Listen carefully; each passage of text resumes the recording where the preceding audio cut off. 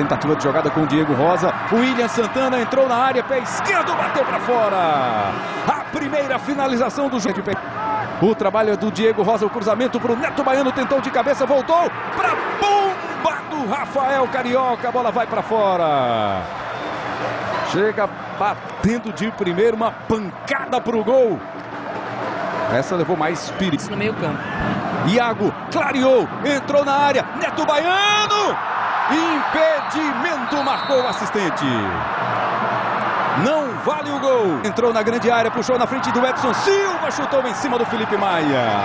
O torcedor ficou reclamando de um toque na mão, ali no braço. Fez o sinal de que não houve.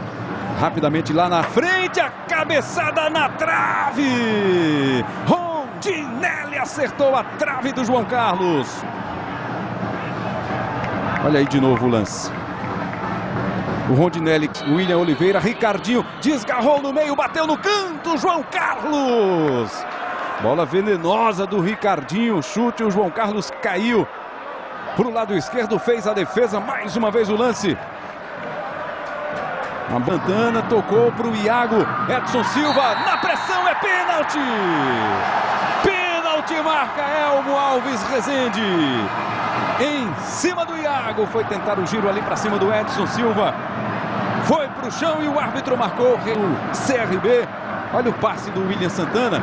Meia lua, vai para a bola Neto Baiano para bater de pé esquerdo. Neto Baiano bateu pro gol! Gol!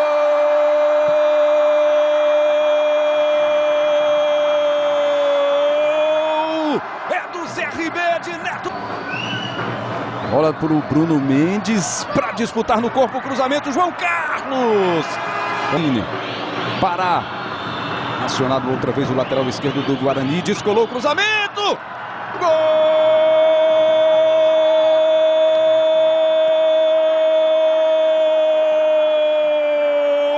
É do Guarani. Para o jogo no segundo tempo para empatar o jogo aqui em Maceió.